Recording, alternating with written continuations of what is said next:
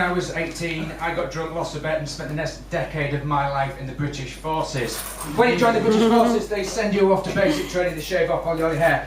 They make you march places that you don't really need to march, and they make you tidy things that quite frankly do not need tidying. My job every morning, just with no word of the light, was to wait until everybody had had his shit, and then go into the traps and make sure the toilet paper was a little point, okay? I have no idea why they do this. They do this in all the posh hotels. Perhaps you'll find yourself in one of these posh hotels. What are they? You look down and you'll notice that the toilet paper hasn't been folded into a point. It's at this time that you realise why they have a telephone next to the shitter.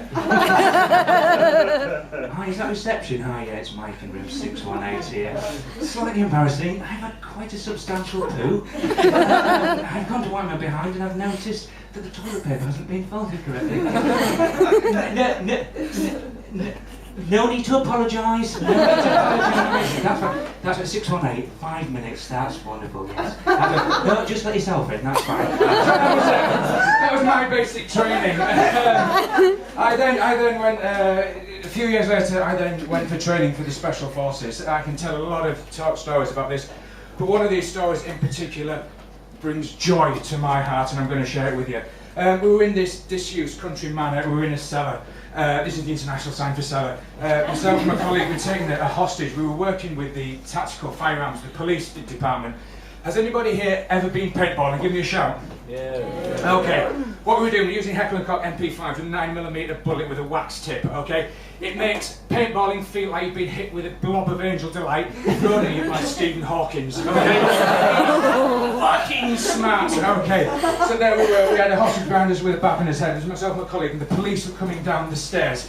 Okay. As we're coming down the stairs, you could see the feet, you could see the knees, and then you could see the waist. We did not need to see any more. We shot every one of them in the bollocks. They fell like sacks of shit, ladies and gentlemen. I got paid for shooting coppers in the bollocks.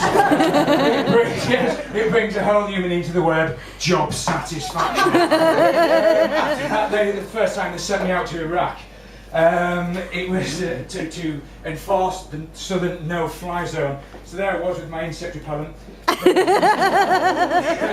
was code name Operation Provide Comfort. Okay, Provide Comfort.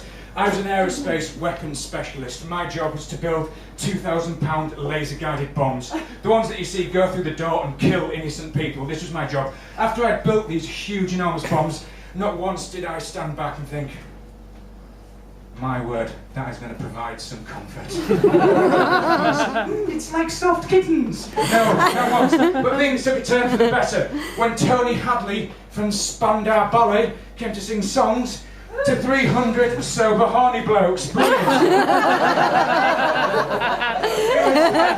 September the 11th, 2001, or 11/9 as I like to call it.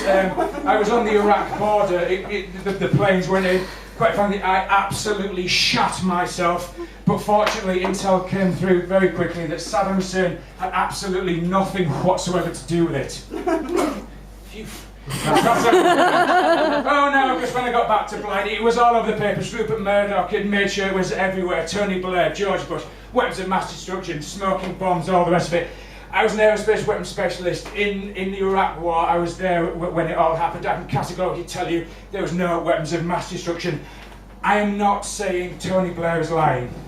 If by weapons of mass destruction he thought they meant men on camels with pitchforks, he was telling the truth. If by mass destruction he thought they meant quite a lot of machine guns, he was telling the truth. If by weapons of mass destruction he thought they meant intercontinental rockets capable of delivering nuclear, biological or chemical warfare, he was lying through his fucking teeth in his shoes. Good night, folks.